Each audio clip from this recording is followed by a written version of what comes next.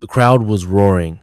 Thousands of people packed into the city square, their eyes locked on a single figure standing tall on a makeshift stage. Her hands flew through the air, sharp and precise, like a dancer commanding the wind. Lila, a mute woman, was signing a speech so fierce it felt like the ground trembled. Her face burned with anger, her eyes blazing with a fire that silenced the chaos around her. Every gesture screamed defiance, her hands slicing through the air to call out the city's corrupt leaders. A giant scream behind her translated her signs into words. We will not be silenced. We will not bow to injustice. The crowd erupted, chanting her name, phones raised, capturing every moment. Her speech was streaming live, spreading like wildfire across the internet. Lila, the silent woman, was shaking the world.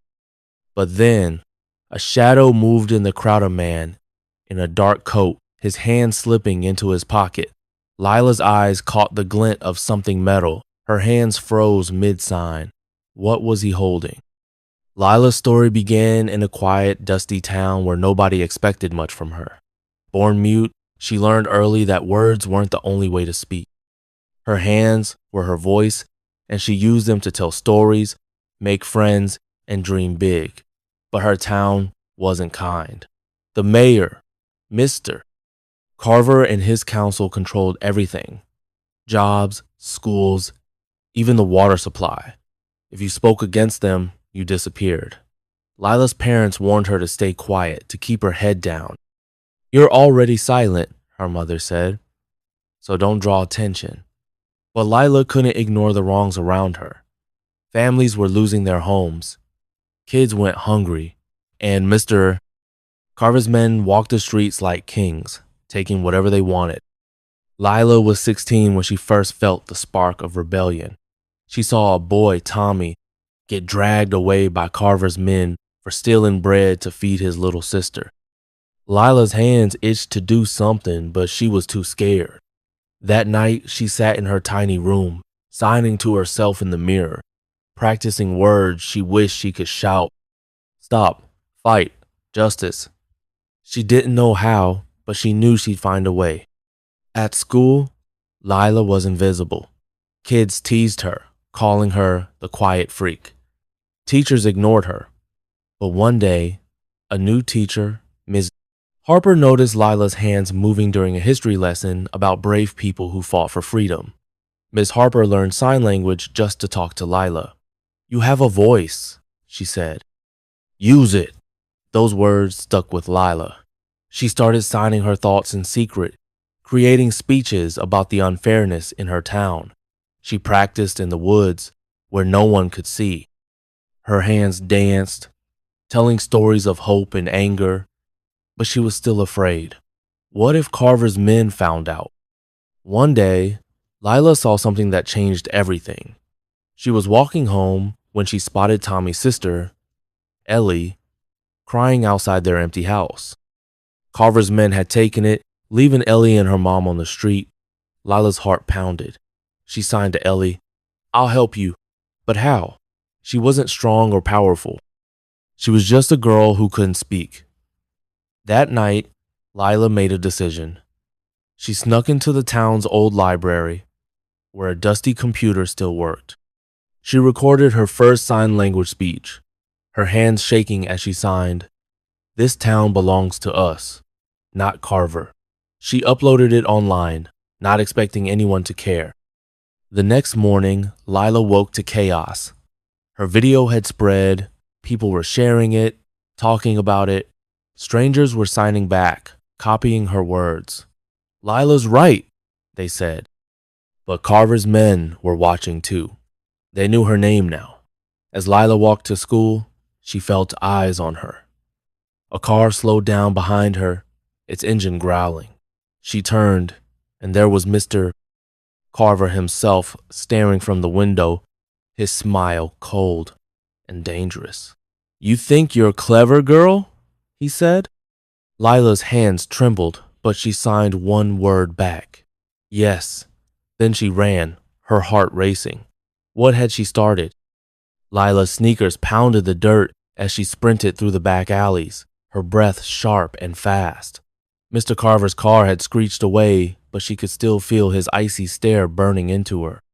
She ducked behind a dumpster, her hands shaking as she signed to herself, "Stay calm. Keep going." Her video was everywhere now. People in town whispered about it, and strangers online were calling her the silent voice. But with every share, the danger grew. Carver's men were patrolling the streets, asking questions, knocking on doors. Lila knew they were coming for her. She had to hide, but where? And then a soft tap on her shoulder made her jump. It was Ellie, Tommy's little sister, her eyes wide with fear. "They're at your house," she signed clumsily, tears streaking her face. Lila's heart stopped. What had she done to her family? Days earlier, Lila's life had been small but safe. After uploading her video, she'd gone back to her routine school, chores, avoiding trouble, but the world was changing around her. At school, kids who once ignored her now stared. Some smiled, others whispered. One boy, Jake, slipped her a note. "Your video was awesome. Keep going." Lila tucked it away, her cheeks warm. Ms. Harper noticed too. During a quiet moment in class, she signed to Lila, "You're brave, but be careful. Carver doesn't like losing control." Lila nodded, but inside, she felt a spark. People were listening. Her hands, her silent voice were being heard. At home, things were tense. Her parents saw the video and panicked. "Delete it, Lila," her dad begged. "You're poking a bear." But Lila couldn't stop. Every night she snuck to the library, recording more speeches. She signed about the families losing homes, the kids with no food, the fear everyone felt.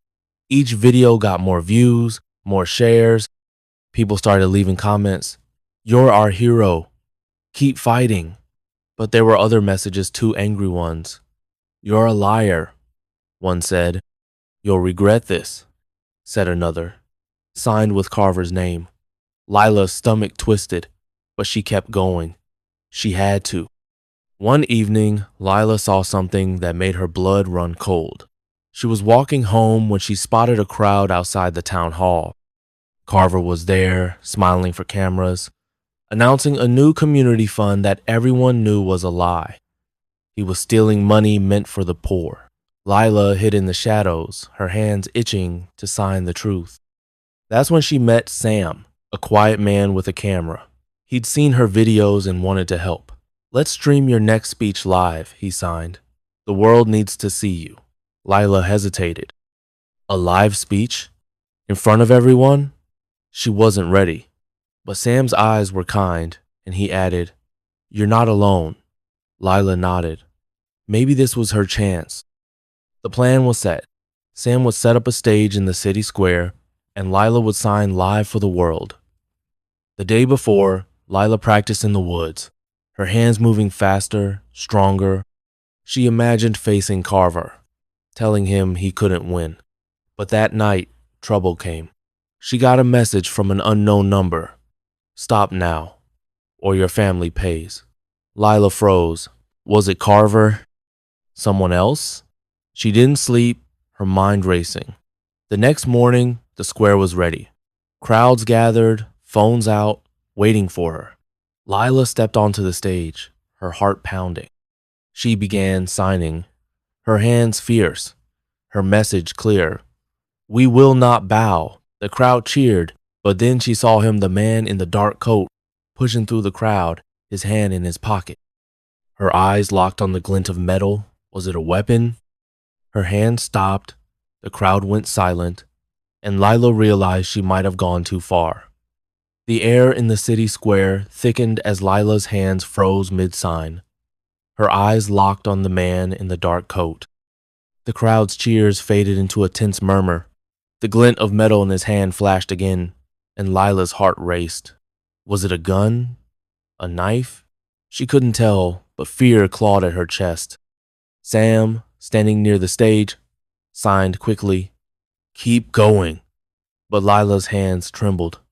The man was closer now, his face hidden in the shadow of his hood.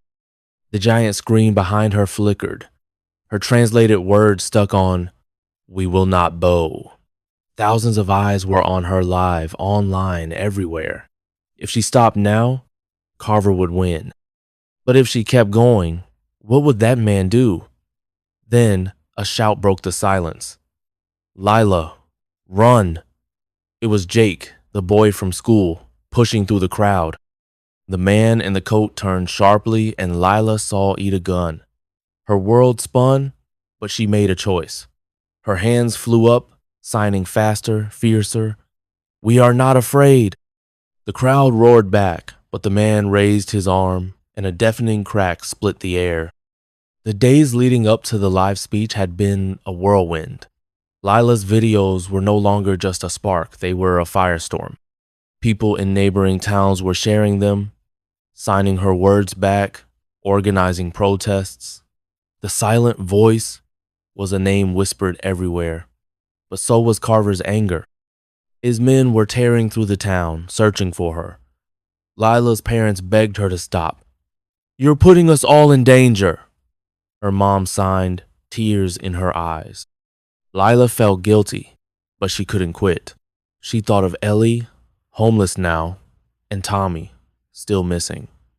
She thought of every family Carver had crushed. Her hands were her weapon, and she'd use them.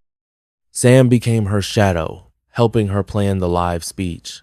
He taught her how to stream, how to reach more people. "You're not just a girl anymore," he signed. "You're a movement." Lila wasn't sure she believed him, but his belief gave her strength. At school, things were different too. Jake and a few others started sitting with her, signing simple words they'd learned. Miss Harper helped in secret, slipping Lila books about activists who changed the world. But danger was closing in. One night, Lila found her locker at school spray painted with the word traitor. Another time, a rock crashed through her bedroom window with a note. "Last warning." Lila's hand shook as she read it, but she hid it from her parents. She didn't want them to stop her.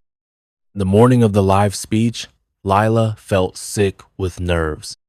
She practiced in the mirror, signing her message over and over. "Carver steals from us. He lies. We deserve better." Sam had spread the word online, and people were coming hundreds, maybe thousands. Lila wasn't ready for this. What if she messed up? What if no one cared?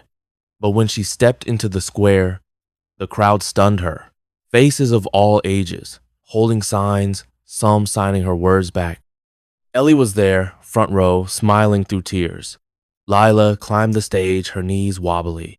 She started signing, slow at first, then bolder. The crowd cheered, phones flashing, the screen blazing her words.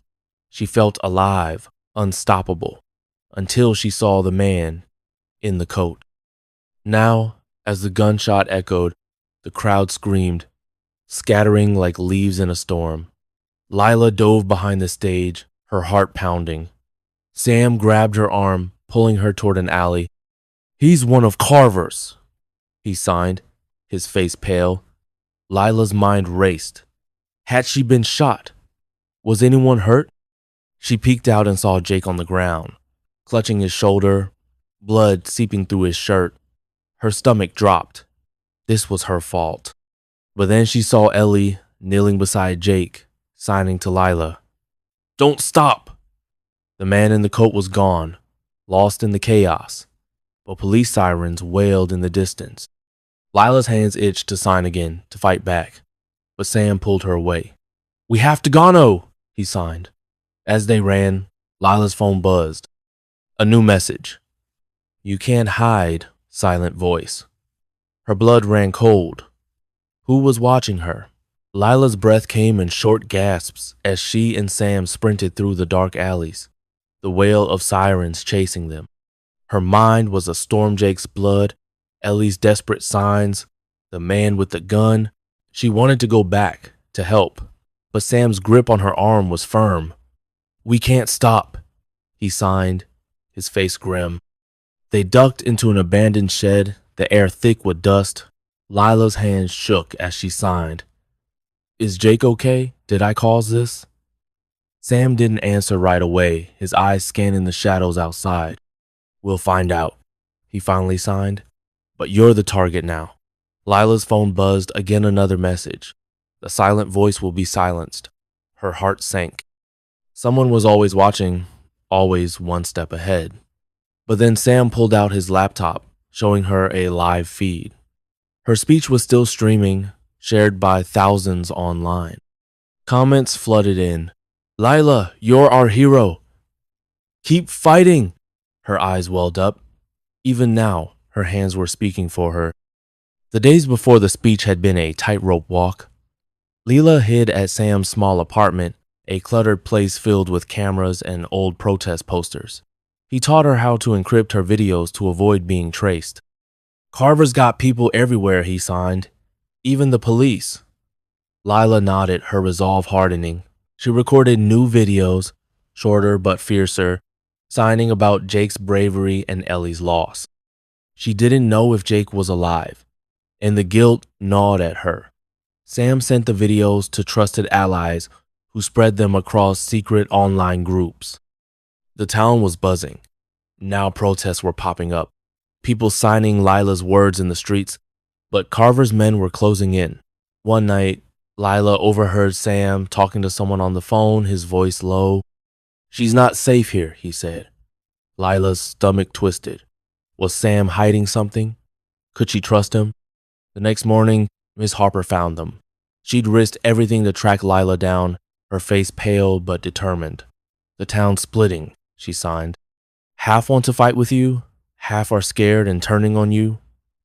She handed Lila a USB drive. This has proof documents showing Carver stealing millions. Lila's eyes widened. This could destroy him. But, Miss Harper added, they know I have it. They're coming for me too. Lila felt a surge of fear and gratitude. She hugged Miss Harper, then signed, we'll use it together. They planned a new speech, this time at a secret location, a warehouse on the edge of town. Sam would stream it, and Miss Harper would spread the word to trusted rebels. The night of the speech arrived. Lila stood in the dim warehouse. A small crowd of supporters gathered, their faces lit by candlelight. Ellie was there signing, you can do this. Lila's hands moved, signing the truth about Carver's crimes. The USB drive's secrets burning in her pocket. The stream went live, and the world watched again. But as her signs grew bolder, a loud crash echoed. The warehouse doors burst open, and men in black masks stormed in, their guns raised. Lila's hand stopped, her heart pounding. Sam yanked her toward a back exit, but one of the men shouted, you're done. Silent voice. A gunshot rang out, and Lila saw Miss Harper fall. The world blurred as Lila stumbled back, her hands frozen. Was this the end of her fight?